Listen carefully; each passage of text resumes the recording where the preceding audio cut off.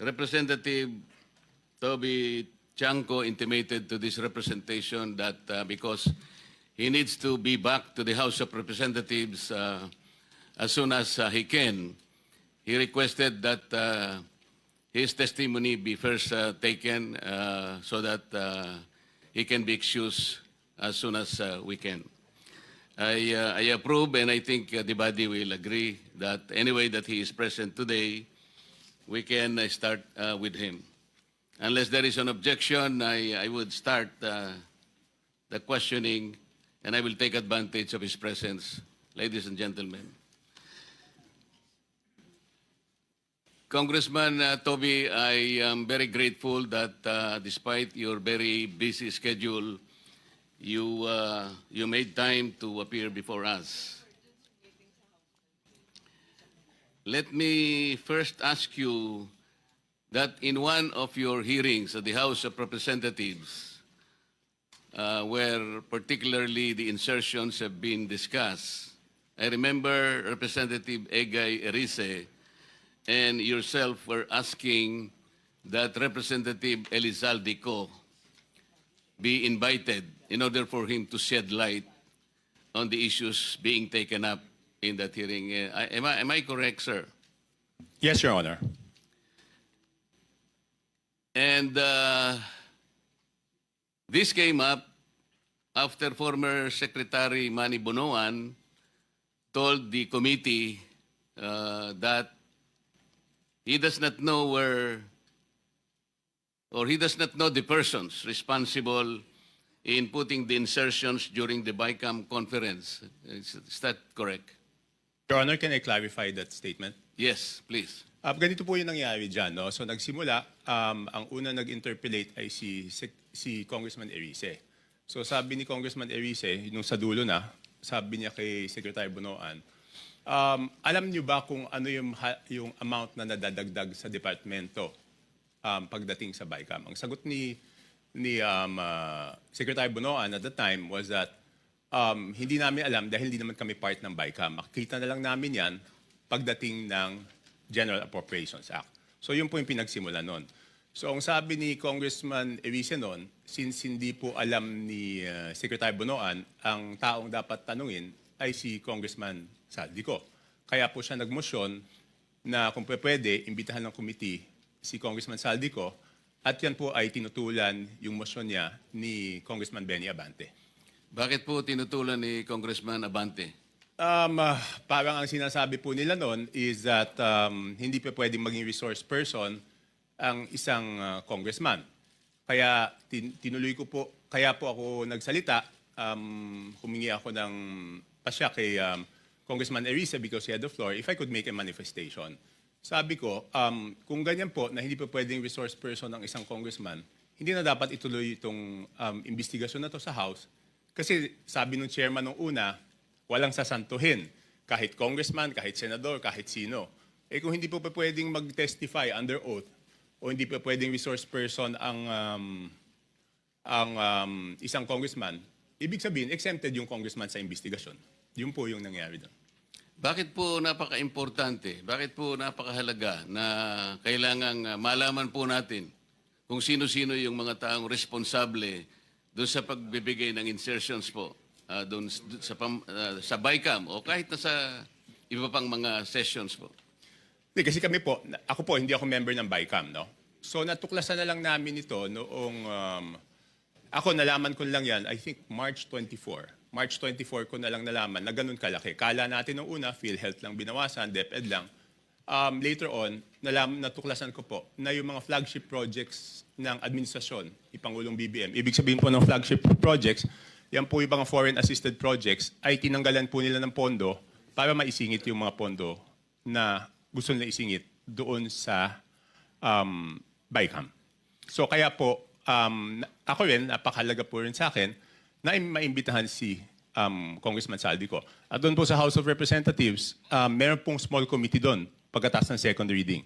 So ang pag-insert is not only doon sa BICAM, meron pang insertion doon sa small committee. So since walang makakasagot niyan kung hindi si Congressman Saldico, yun po, request po natin na siya imbitahan. Alam po ba ninyo kung sino-sino yung miyembro ng small committee na binabanggit ninyo? Sa House of Representatives po. Opo. Yes po. Ang chairman po nun is si Congressman Saldico, tapos senior vice chairman ng Committee on Appropriations, majority leader of the 19th Congress, and minority leader of the 19th Congress, Your Honor. Sino po yung vice chair ng appropriations? Senior vice chair si Congresswoman Stella Luz Quimbo po. Sino po yung majority leader? Congressman Manix Delipe po, Your Honor. Minority leader? Congressman Nonoy Libanan po, Your Honor. Sa mga tweet, silang apat po ang nagko-compose ng small committee. Yes, Your Honor.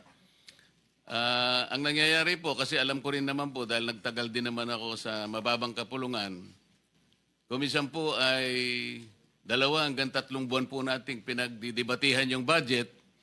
Mag-aaway-aaway pa nga po, kung minsan nga inaabot tayo ng madaling araw.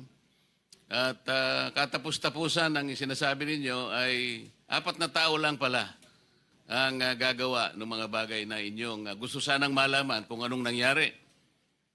Tama po kayo, Your Honor. Di ba po, sabi ko nga, magtatalo-talo, magbibigay ng inputs yung mga kasamahan natin. Tapos sa dulo pala, yung 4 na tao lang ang magdidesisyon. At yung problema po doon sa 4 na tao na yon, at least yung BICAM po, may BICAM report po yun eh. Makikita sa BICAM report kung ano po yung original net budget ng isang departamento, Your Honor. Tapos makikita po kung ano yung dinagdag or binawas, Your Honor, at makikita yung natirang pondo.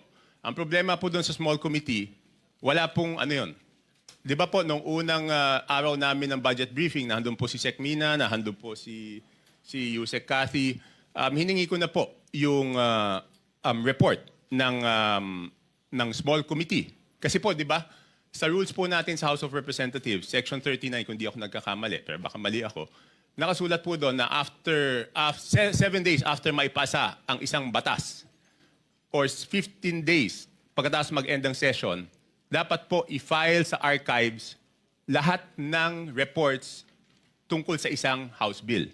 So una po ako nagpahanap sa aking staff, Your Honor, ng records doon sa archives, wala pong mahanap. Kaya nung first day ng budget briefing, hiningi ko po. Wala din sila, hanggang ngayon, wala po silang binibigay. So ibig sabihin, sabi ko, kung walang record yan, ang siguradong nakakaalam po niyan, Your Honor, is si Congressman Saldico. Bago po tayo magpatuloy, let me acknowledge the presence of Senator Sherwin Gatchalian. Wala po kayong nakita sa archive o ayaw po nilang ipakita? Hindi po, kasi yung archives, alam niyo naman po, Your Honor, yung archives natin sa House of Representatives, napakagaling po nun. Kahit yung deliberations ng 1987 Constitution, hanapin niyo po doon. Lahat, transcript, journal, kompleto po yun. Yun, wala talaga. At noong tinanong ko po, noon yung COMSEC, hindi po sila makasagot kung nasaan. Ang sabi ko nga, pa-email na lang sa akin, ang tagal na po noon, hindi in-email, so wala po talaga yun. At imposible naman na walang nakakaalam noon. Alam po ninyo, meron po nga tayong tuntunin sa House of Representatives kahit na po yung kopya ng enrolled bill. May 3 kopya po dapat na nandun po dapat sa opisina ng Secretary General. Sinubukan ko rin po sanang manghiram nun kung meron pero hindi rin po nila naipakikita. Pero ganito po, so ayaw po nila talagang payagan na maimbita si Representative Saldico. Meron bang pagkakataon na kahit paano nakita nyo rin po kung sino talaga ang may kagagawan ng mga insertions doon sa BICAM? Hindi po, ang ginawa ko po, Your Honor, is nag-research na po ako kung sino po yung gumawa ng insertions. Paano po kayo nag-research? Ganito po, okay, mahaba po yung history niyan, Your Honor. To be very blunt about it, di ba po, nung nabawasan ng flagship projects, yung Pangulo, nung nakita niya po doon sa Sagaan na nawala yung kanyang malalaking proyekto, yung flagship projects ng gobyerno, naghanap na po siya kung saan napunta yon. So wala po ako nung unang meeting, pero I think nagkaroon ng meeting, ang dinig ko noong January, tinanong po yung Senate President, si Senate President Escudero at tinanong po si Speaker Martin Romualdez, hiningi yung listahan noong mga insertions doon sa budget. Ang pagkaalam ko po, ulitin ko, wala po ako nung unang meeting, si Senate President Escudero, binigay po yung listahan ng Senate amendments, no? Doon 3 days after the meeting. Nung tinawag po ako sa pagpupulong noong March 24, nalaman ko po na wala pang binibigay yung House of Representatives at that time, in March 24. Kaya po ako nasama sa meeting na yon is para hingin na sa House of Representatives yung listahan noong mga insertions ng House of Representatives naman. So kaya lang po ako napasok dun sa usapan na yon noong March 24. March 24, 2025 was the first meeting. So dahil nga po sa paghahangad ninyo na malaman kung ano-ano yung mga insertions, kanino napunta at sino yung may kagagawan, paano po nyo eventually nalaman kung talagang nalaman ninyo? Hindi, ganito po, Your Honor. So March 24, paglabas ko doon, kasi nagmamadali na no si Secretary Bunoan eh. Kasi ang worry niya po noon, March 29, mag-election ban po, di ba? So hindi maa-award, hindi mapapagawa yung projects. At pag hindi po napagawa yung projects, apektado po yung buong ekonomiya natin, di ba po? So paglabas ko, tinawagan ko po si Congressman J.J. Suarez kasi sabi sa akin doon sa meeting na yon na since wala na si Saldico, ang kumakausap na lang sa mga department secretaries ay si Congressman J.J. Suarez. So ang ginawa ko po, Your Honor, tinawagan ko siya, hiningi ko po yung listahan ng insertions. Pero nagtagal po bago po nila naibigay sa akin.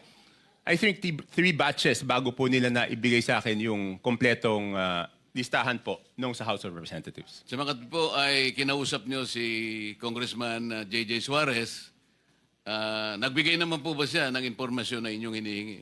Tinawagan ko po. Nung una, nagpabigay siya ng hard copy. Sabi ko, paano ko naman hahanapin to? Hard copy. Pero nagtagal eh. Checking ko lang po kung anong date niya binigay. Basta hindi ka agad. Tapos, ang nangyari po noon, binigay rin in 3 tranches. Una, nagbigay ng isang batch.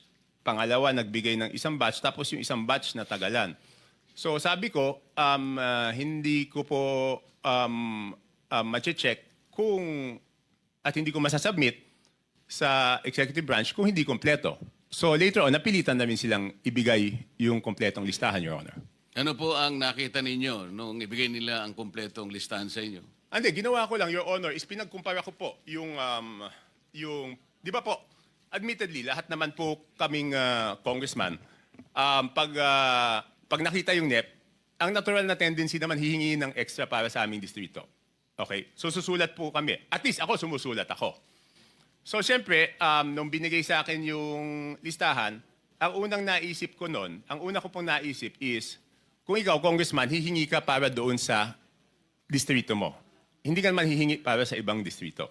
So minatch-match ko po yung data.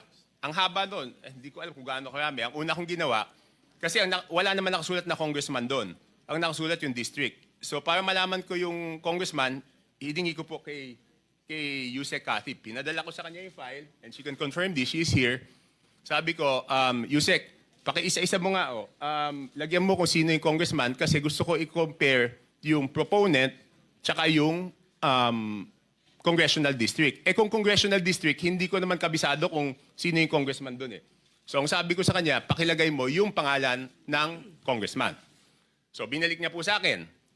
Pagkatapos noon, sabi ko po kay Congressman Suarez, ikaw naman, ilagay mo yung pangalan ng proponent. Sabi niya, bakit kailangan yung proponent? Kailangan siyempre malaman kung sino yung nag-request. So later on, matagal, hanggang nung sinabi ko, walang gagalaw dito, hindi ko ma-present ito. Kasi pinapaayos sa akin eh. Siyempre gusto ko, pag pinisenta ko po, dahil ako magpipresenta nun, kailangan kompleto yung data. So sabi ko, hindi ko masisimulan yung presentation kung hindi nyo ibibigay kung sino yung proponent. So later on, naibigay din. Hindi ko lang, wala lang yung telepono ko sa akin, Your Honor. Hindi ko ma-check na andun. So makatwid, naibigay naman sa iyo ni Yusek Cathy Cabral kung ano-anong mga distrito yon. Yes po, Your Honor. At naibigay naman sa iyo ni Congressman J.J. Suarez kung sino yung proponents doon sa mga distrito. Yes, pero nagtagal po. Nagtagal. Kaya ngayon po, pwede ba niyong sabihin sa amin kung ano ang napansin ninyo? Kung ang pag-uusapan ay yung mga distrito at yung mga proponents na nagbigay o naglagay doon sa mga distrito na yon? Ano yung unusual na napansin niyo kung meron man? Hindi, Your Honor, ang una ko pong ginawa, siyempre ako po yung magpepresenta. Ayoko naman na ako magpepresenta tapos mali pala yung data na pipresenta ko. So ang una ko pong chinek, Your Honor, is yung kasi di ba sa BICAM, may nadagdag naman talaga po doon sa Navotas. Okay? Yun nga, ini-issue sa akin, insertion yun. Hindi ako makakapag-insert, Your Honor. Kasi ako po ay hindi membro ng BICAM. So pwede lang po ako mag-request kung ano man yung pumasok doon sa BICAM, yun amyenda na pinayagan ng BICAM. Okay? Opo. So, para hindi ako mapahiya, ang una kong chinek is kung tama yung pumasok Sa ilang nadagdag. distrito? Hindi, yung sa akin muna. Yun nga po, sa distrito niyo. Kasi alam ko po kung magkano yung nadagdag sa akin sa BICAM. Tumama naman po. Tumama, kasi ang request ko noon is 1.1 o 1.2. Ang pumasok po galing sa House of Representatives na request is 529 at meron po galing sa Senate na 121 po yata. Pero yung sa Senate is all classrooms po yon. So nung tumama na, sabi ko, since tama yung sa akin na nadagdag doon sa aking NEP, kumpiyansa ako na tama yung records. So ginawa ko po, pinesent ko na po. Ano po yung nakita nyo sa ibang distrito na hindi masyadong, na very unusual? Halimbawa sa dalawang probinsya ng Mindoro. Mindoro Oriental at saka Mindoro Occidental. Because I'm going to take advantage of the presence of the good governor of Mindoro Oriental. Kaya ko lang po tinatanong. With no offense meant, Your Honor, kay Gov. Dolor and to my fellow congressmen, ng district congressmen, ang una ko pong napansin doon is lumobo yung dalawang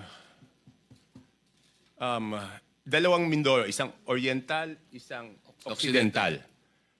Ang NEP po nila is something between 1.5, sabihin na natin para safe ako, hindi lumampas ng 2.5 yung, but I have the figures, Your Honor, kaya lang para lang mabilis po tayo, Your Honor. Hindi lumampas ng 2.5 yung NEP nila, pero ang GAA po nila is, magkano ba? 20 billion. So, nagulat ako, sabi ko, in fairness doon sa mga district congressmen, Your Honor, hindi po nila kaya gawin yun. Hindi kayang gawin ng regular congressman na magdagdag. Hindi naman po sila miyembro ng Committee on Appropriations. Parehong first-term congressman po yun. So hindi nila kakayanin magdagdag ng ganun kalaki. Kasi ang hirap po, di ba? In my case, nag-request ako 1.2 billion, ang nabigay lang 569. So paano namang itong congressman na to, makakapagdagdag siya ng ganun kalaki? So chinek ko na po, sino yung naglagay ng mga pondo doon. Sige po. Tapos po, nagulat din ako kasi siyempre makikita ko doon sa proponent tsaka doon sa district congressman. Nagulat po ako na, for example, alam ko po kayo dating party list, Your Honor. Pero may dalawang party list po doon, nasa BICAM lang, hindi ko alam yung sa small committee, ay nadagdagan sila ng 2 billion. Anong party list po? Ako Bicol at BHW po. Ang alam ko po, Your Honor, ang party list congressman, ang allocation po yata, kung di ako nagkakamali, but I'm sure you know better, is 100 to 150 million lang.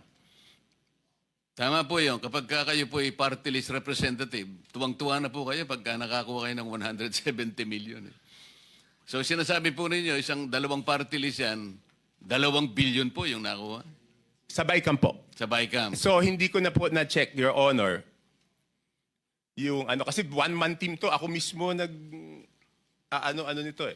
So, Balikan po natin yung sinabi nyo without any offense meant dun sa representative po dyan sa Mindoro Oriental at saka Mindoro Occidental. Kayo na po ang nagsabi na parang wala naman sila sa kalagayan na manghingi ng ganong kalaki sapagkat hindi naman sila kasing sikat ng isang Toby Chanko. Hindi po. Kung kayo nga po nanghingi ng ganito, kalahati lang ang naibigay. Sabi po nyo kanina, hindi sila lalampas ng at least 2.5B. Pero ano pong nakita ninyo? Naging 20 sa Makatwid, Magkano po yung nadagdag? Sangayon po doon sa inyong Yun, nakita. 17, ganyan. Di ba? From 2, sabihin mo 2.5 to 20, di 17.5.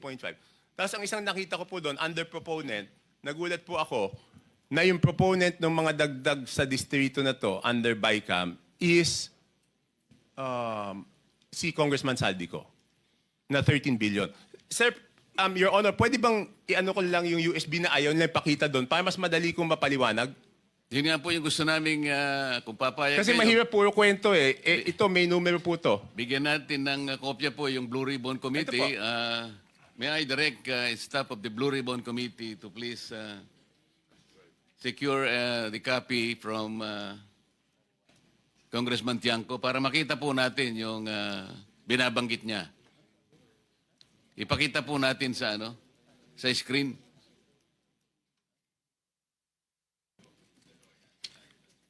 Let me acknowledge also the presence of Senator Rapi Tulfo.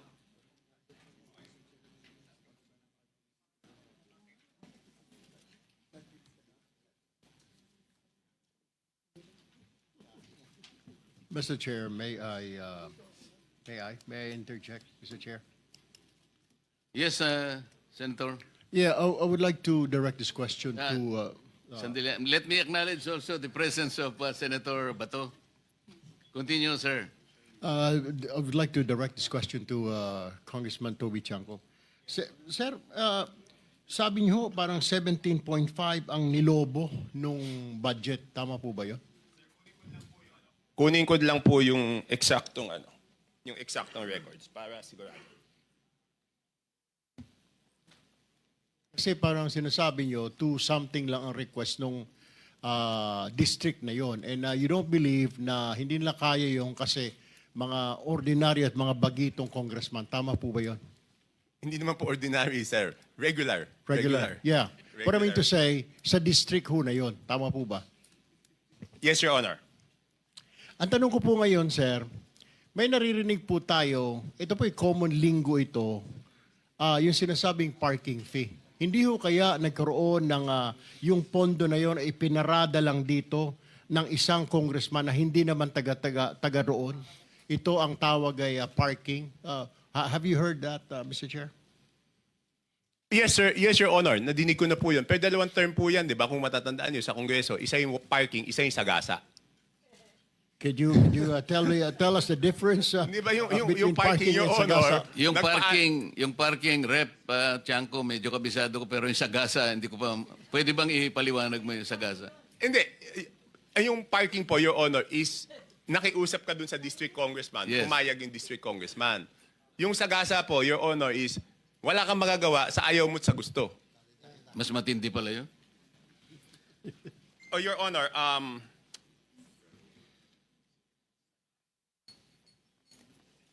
so dalawang term po yan, Your Honor. Isang parking, isang... Kasi madidinig mo sa congressman nasagasaan kami. Paano naman kayo nasagasaan? Binatuhan kami ng pondo na hindi naman namin alam. Ang ibig sabihin, Mr. Chair, yun nangyari sa Mindoro ay sagasa po yun? Your Honor, I have no personal knowledge. Your Honor, ito po. Mindoro Oriental, DEO, 2,530 billion ang NEP. Nandito naman po si Yusek Kati, pwede niya i-confirm to kung pareho yung records namin. Tapos, ang total budget is 20 billion 999 million. Tapos, yung Mindoro Oriental DEO, 1 billion 508 million 583,000. Ang GAA po niya is 20 billion 795 million 429. So nagulat ako nung nakita ko yon, Your Honor. Thank you, Mr. In Chair. both provinces, si Representative Saldico ang nakalagay po na proponent. Rep. Hindi, doon po sa ano. Kasi ganito po to. Ito na po yung total. Sabi ko nga, hindi ko makikita kung ano yung sa small committee. Ang nakita ko, nung tinitignan ko po yung kay Saldico, next slide please. Yan, maliit lang eh. Yan po, for example, ito muna, Abra. ang proponent is Congressman Saldico, hindi ko na po linagay yung district congressman, sir, kasi, Your Honor, kasi sabi ko nga, baka naman wala siyang alam, tapos mababash siya ng mababash, di ba po? So, ang nadagdag po to the District of Abra, sige, next slide, is 3,400,000,000. Your Honor, hindi ko po mabasa. Basta 3,400,000,000. 68,345. Ayan po, Your Honor. Okay. Yan po, out of Saldico's insertion. Okay, next slide. Yan na po yung Mindoro. Yung next is Mindoro. Tignan ko lang po dito sa akin. Meron din akong kopya niyan.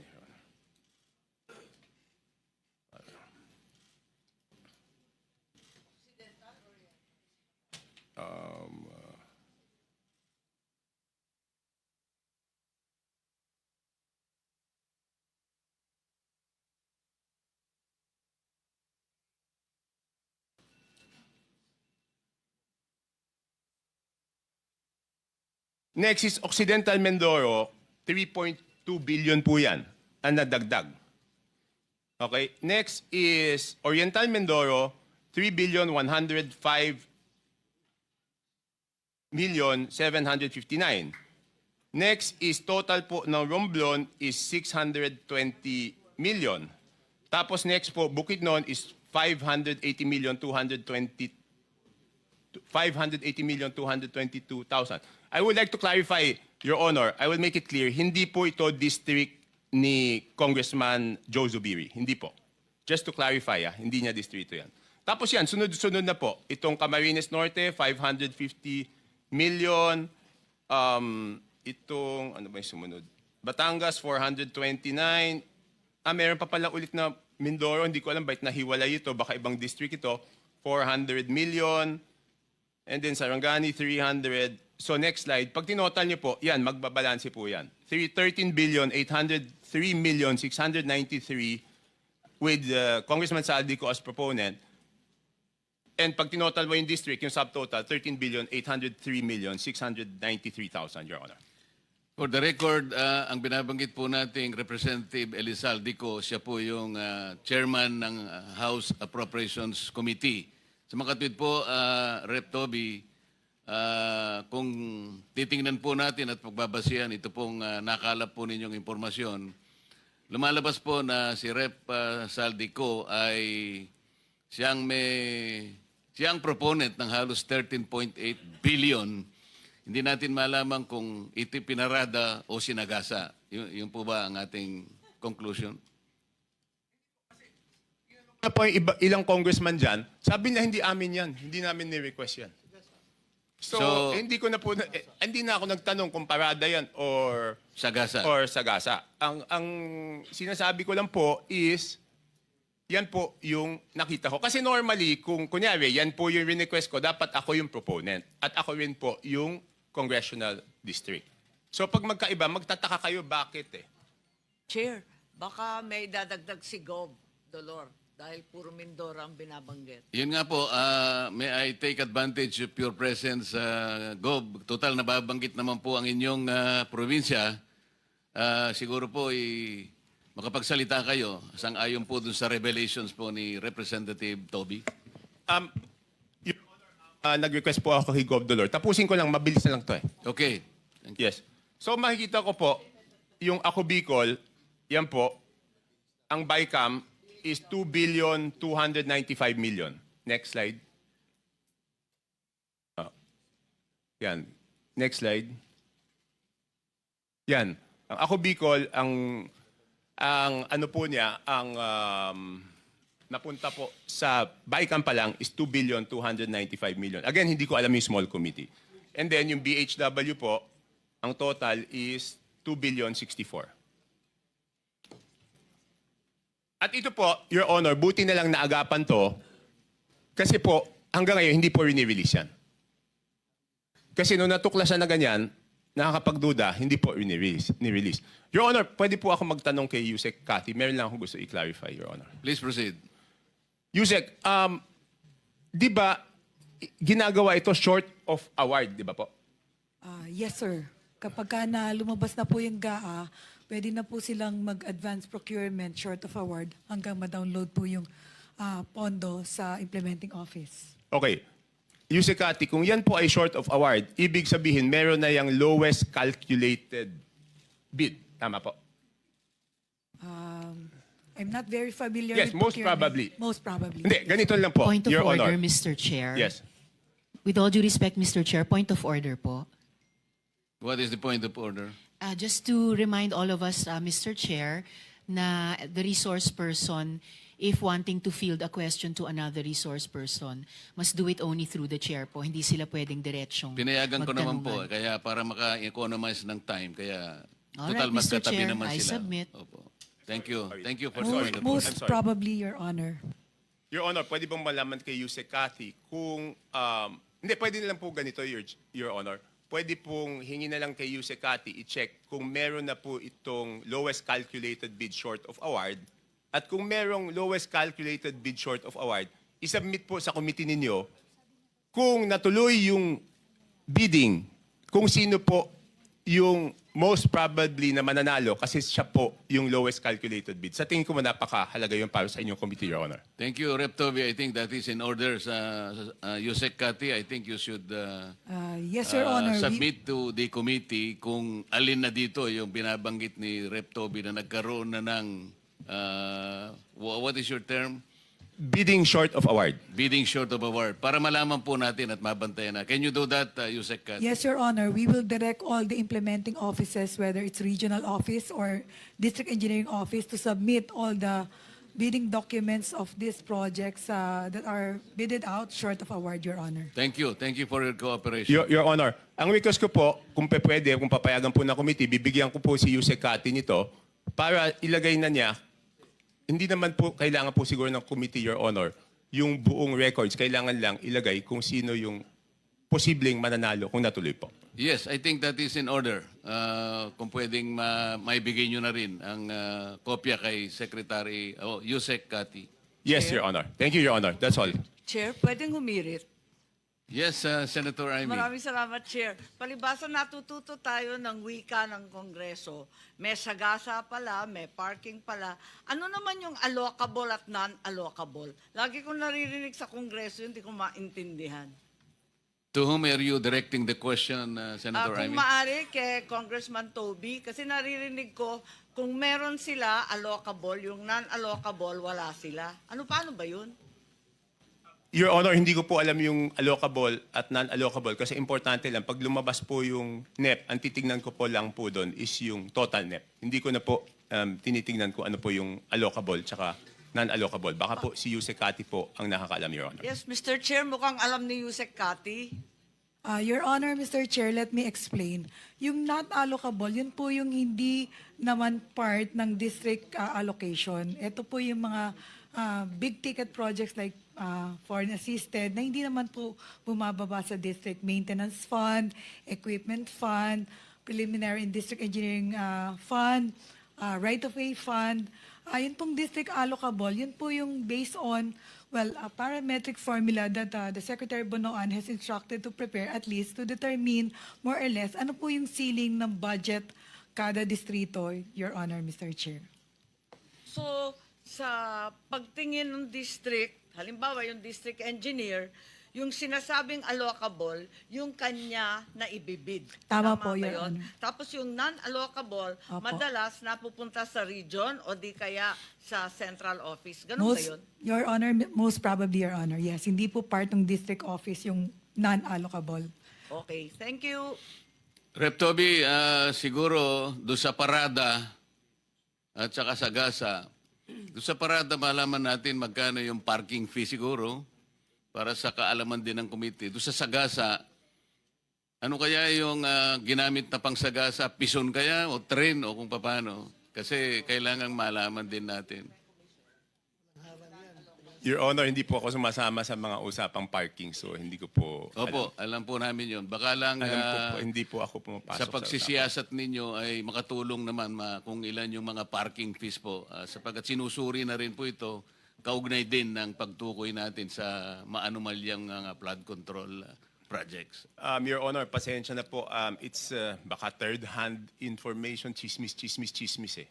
So ayoko naman magsabi ng chismis kung hindi naman yung mismong naparadahan ang magsasabi sa akin na siya'y naparadahan. Ng ganun. Salamat po. Mr. Chair, may itatanong lang ako doon sa bid short of award. Kasi nalilito ako. Ang pagkaalam ko po kasi, only projects that are included in the NEP can undergo pre-procurement. Bakit dito sinasabi na pati yung initiatives, insertions in the small committee and the BICAM also undergo pre-procurement bidding short of award? Di ba bawal yun? Akala ko yung NEP lang. Madam Chair, if I Yes may. po, ayun. Yes po. Ano po yan, nasa rule po ng New Government Procurement Act. Ang pwede lang pong i-early procurement, hindi ko po alam yung term nila na short of bid award. short of award, Ang yeah. meron po tayong term is early procurement early- activities. Ang So ibig yung sabihin po early nun, procurement, ito iba po, pa yun sa pre-procurement, yeah, no? ito po yung pwedeng ipabid pag nasa National Expenditure Program na. Pero pag nasa BICAM po at saka sa hindi na po kasi nagbago na po yung mga Kaya- numero eh. Kaya nga, so Magkaiba po 'yon. So, yun na nga, yun ang tinatanong ko. Yes, We're ma'am. talking about the same thing. Opo. So, yun ang Mali lang tinatanong po ko. siguro yung pagkakagamit ng term ni Yusek Cathy. Yung kanina, yung kay Yusek, hindi maaring i-pre-procurement o i-early procurement o i-bid short of award kapag hindi kasama sa NEP. Hindi ba ganun yun? Yes po. Dapat, Section yung mga 21 po. Yung mga insertions, congressional initiatives, lahat yan, walang pre-procurement. Wala po. So, walang aregluhan sa kontratista. Wala po. Ang walang early down payment o mobilization fund. Yes, ma'am. Oh, magkaliwanagan Opo. lang Yun po, tayo. early procurement po, Section 21 of the New Government Procurement Act. Yes, Yes, ma'am. that went through the Senate. Thank you. Opo. Point So of I order, think that Mr. is Chair. very clear. Mr. Chair. Nasa bagong na yan, new government procurement, RA 12009. Mr. Chair, point of order, Mr. Chair. I just want to know what is the process of the other colleagues having their time questioning. Kasi kung hindi, wala eh. Kahit na sino sumingit, sorry, it's okay. Kahit na sino Sige. sumingit-singit, ito kanina pa, more than half an hour na siya, hindi pa siya nakapagsalita. Siguro naman bigyan natin ng allocation each senators ng time limit o 10 minutes, 10 minutes. Kasi kung hindi, kanya-kanya tayo, sabog-sabog tayo. Yun lang po yung aking pananaw, Mr. Chair. Okay, thank you very much for the point of order. Any more member of the committee who wish to ask questions to Representative Toby? Di ba dapat first come, first serve, Mr. Chair? Marami na Yun nga po, kung merong gustong magtanong, kailangan mag-express na po para Mr. Chair, right here. Senator Erwin. Yes, I have a couple of questions for Congressman Toby. Kung sa ating budget process, Mr. Chair, una ang committee amendments, and then individual amendments, and then kasunod po, supposedly after the second reading approval, no more changes. Tama po ba? Yes, Your Honor. Can you state before this committee, Mr. Chair, what really happens in reality? Yung totoo. Mukhang hindi naman po nasusunod ito. What's going on? Can you walk us through para maintindihan po ng mga nandito, yung mga nanonood sa atin, what's going on? Kasi dito pumapasok yung mga insertion, nakatakot-takot, Mr. Chair. Okay, Your Honor, una po tatanggapin po ng House of Representatives yung National Expenditure Program. Yun po ang proposal ng budget po ng Executive Branch. Pagkatapos po noon, magkakaroon po ng budget briefings at magkakaroon po ng budget hearings. Okay. Doon sa mga budget briefings at budget hearings na yon, Your Honor, ang mga cabinet secretary po ang natatanong ng mga congressman. Pagkatapos po niyan, mapupunta po yan sa plenaryo. At magkakaroon ng sponsorship at magsusponsor yung iba't ibang mga authors, no, ng iba-ibang mga sponsor ng iba't ibang department. Doon po hindi na po pwede magsalita ang cabinet secretary, congressman na po. Pagkatapos po magdedebate, yan po yung sinasabi ni congressman ng ating chairman na magdedebate po. Halos 2 buwan po yan, inaabot ng gabi, magdedebate po. Pagkatapos po niyan, pag natapos yung debate, isasara po ang period of interpellation and debate. Pagkatapos po, bubuksan po yung period of committee amendments. Doon po magsasabi po yung komite ng mga amyenda. For example po, yung departamento, yung let's say yung executive branch, may nakita silang dapat na institutional amendments. Doon po yun sa sinasabi sa period of committee amendments. Pagkatapos pong maisara yung period of committee amendments, bubuksan na po ang period of individual amendments. Pagkatapos pong isara yung period of individual amendments, ay magbobotohan na po on second reading. At tapos third reading. Yan po ay sa normal, sa lahat po ng batas. Ngayon, pagdating po sa budget, iba po yung proseso doon sa House of Representatives because ang laging sinasabi doon, kulang yung oras, di ba po? So, pagkatapos po ng committee amendments, bubuksan po yung period of individual amendments. Tapos po, magmo-motion po ang majority leader lagi na sasabihin po na magpo-form ng small committee to accept the individual amendments of the members after the approval of second reading.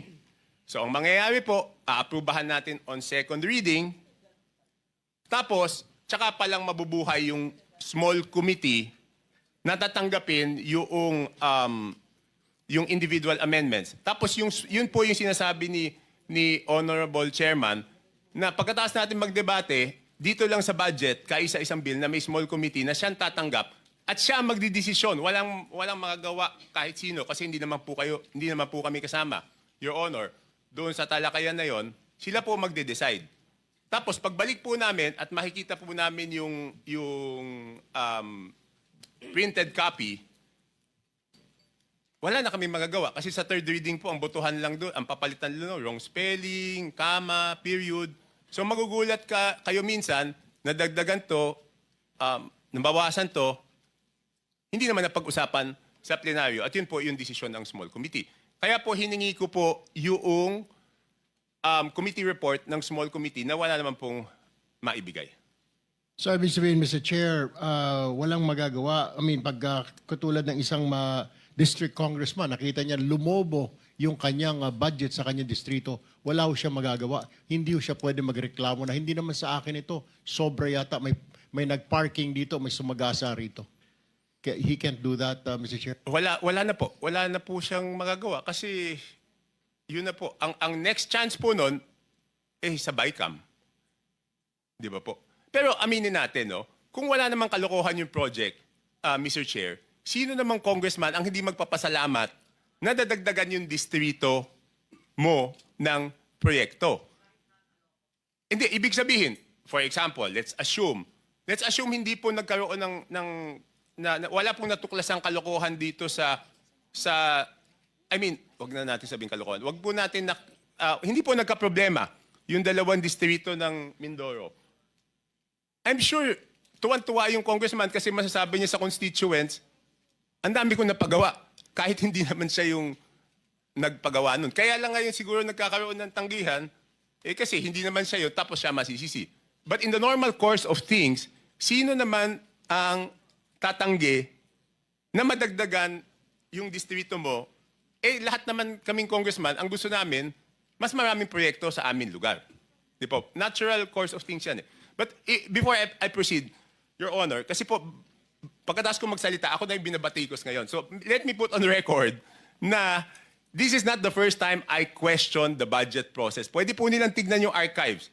In the year 2011, for the 2012 HGAB, independent rin po ako doon. Question ko na yung budget process.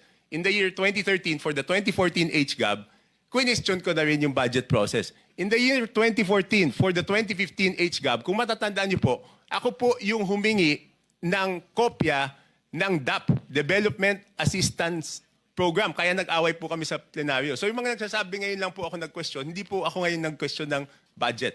Kaya lang, nagsawa na po ako kasi wala nangyayari na outvote ako. Nagkaroon lang ako ng pag-asa noong pagkatapos ng SONA kasi si mismong presidente na ang may gusto ng budget reform, Your Honor. Rep. Toby, pagkatapos ng small committee, ito na yung basis ng HGAB na hindi na makikita ng ordinaryong congressman. Yun na sinasabi mo. HGAB na po ang makikita nyo HGAB na po ang makikita niyong kopya. Na hindi nagkaroon ng pagkakataon yung regular congressman na makialam doon sapagkat yun po ay tinrabaho na ng small committee. Yes, Your Honor. Thank you. Continue.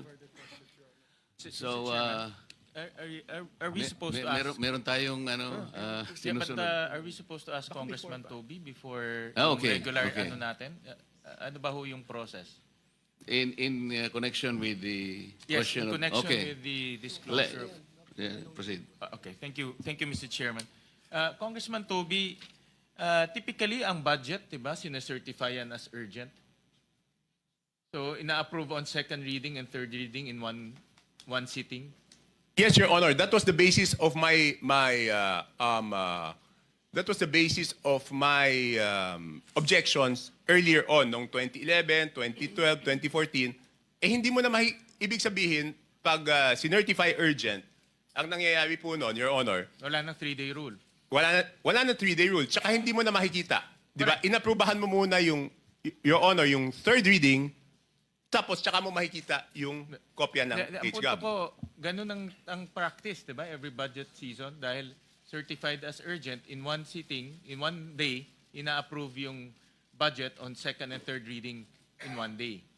Yes, that I don't know if all congresses that I attended kasi nawalan na nga ako ng pag-asa noong after 2015 kasi kahit questioning ko bakit one day, wala naman. I think in one budget season, pinadala naman yung kopya, hindi ko lang alam kung ano year, pero on the same day, since certified urgent, ay aaprubahan. Kaya nga ang naging ano ko doon, explanation of vote, sabi ko nga doon, and it's in the records of the archives of Congress, Your Honor, sabi ko nga doon, paano naman babasahin yung ganyan kakapal o even hanapin yung ano in one day? Yeah, but naintindihan ko sa'yo, you're saying na even after the approval on second reading, tapos ng period of amendments, di ba? Approval na on second reading, pwede pa mag-amend.